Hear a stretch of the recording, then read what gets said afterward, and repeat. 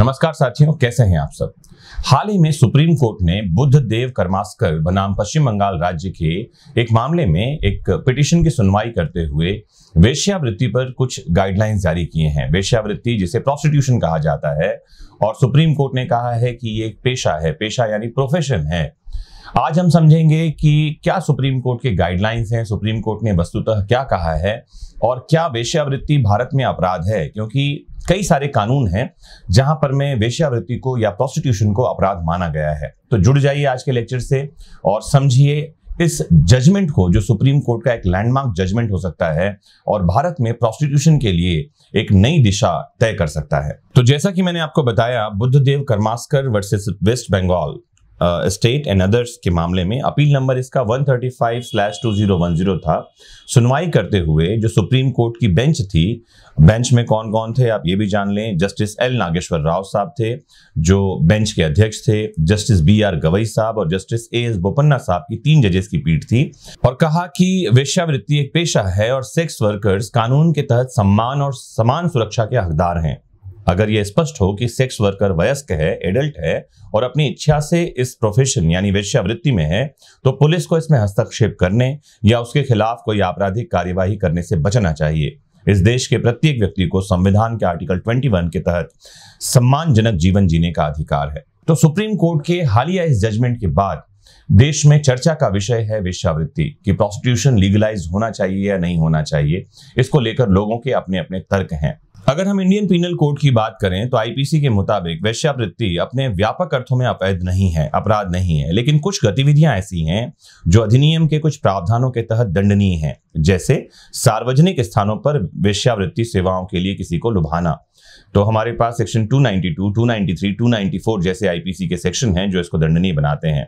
नाबालिग लोगों से वेश्यावृत्ति करवाना ये दंडनीय अपराध है। होटल में वेश्यावृत्ति से जुड़ी गतिविधियों का संचालन करना ये अपराध है, या सेक्स वर्कर की व्यवस्था करके वेश्यावृत्ति में लिप्त होना ये भी अपने आप में अपराध है। एक कानून देश में पारित हुआ है, PITA 1956 का ये कानून है, जिसका नाम है अनैतिक व्यापार रोकथाम अधिनियम। इसके मुताबिक अगर कोई वेश्या अपनी सेवाएं देने के लिए याचना करते हुए किसी को बहलाती है या बहलाते बहकाते हुए पाई जाती है तो उसे गिरफ्तार किया जा सकता है। इसके साथ ही कॉल गर्ल को अपना फोन नंबर सार्वजनिक करने की मनाही है। ऐसा करते हुए पाए जाने पर 6 महीने की सजा हो सकती है इस कानून के तहत, और जुर्माने का भी प्रावधान है। लेकिन अगर हम भारत के संविधान के आर्टिकल 23 को देखें तो पता चलता है कि मानव तस्करी से जुड़े कोई कार्य को करना या संवैधानिक है या अपराध की कोटि में आ सकता है, जैसे जबरदस्ती किसी को काम करवाना, और मानव तस्करी को यानी ह्यूमन ट्रैफिकिंग को इसमें निषेध बताया गया है। मानव तस्करी और किसी भी मानव से जबरदस्ती काम करवाना ये दंडनीय अपराध है, यानी अगर कोई व्यक्ति किसी महिला से जबरन वेश्यावृत्ति कराता है तो उसे सजा हो सकती है।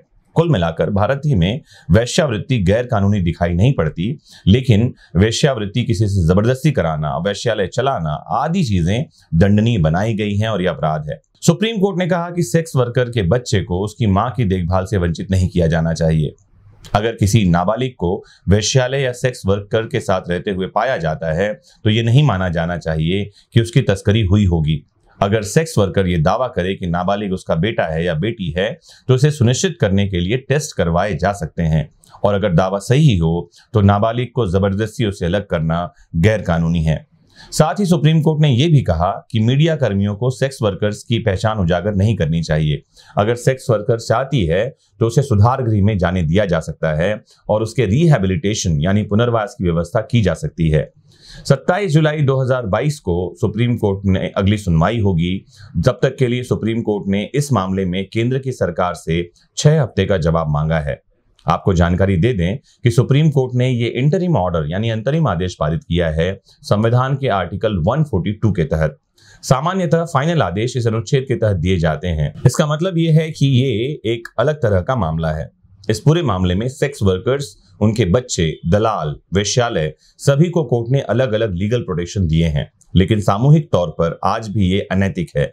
ऐसे में जब पुलिस किसी जगह पर रेड मारती है तो वहां जो महिला मिलती है, जो वहां काम कर रही है या वो वेश्यालय चला रही है, ये कैसे तय होगा कि कौन वहां है और क्या काम कर रहा है? इस बात पर सुप्रीम कोर्ट ने कोई भी जवाब नहीं दिया है। कुछ विद्वानों का ये मानना है कि अगर वेश्यावृत्ति को लीगलाइज कर दिया जाता है तो देश में अनैतिक गतिविधियां बढ़ेंगी। इसके साथ ही यौन जनित बीमारियां जैसे एड्स और दूसरी बीमारियों की बढ़ने की संभावना भी बढ़ेगी। समाज के लिए तो इमोरल होगा ही होगा, लेकिन ये देश के लिए भी सही नहीं होगा।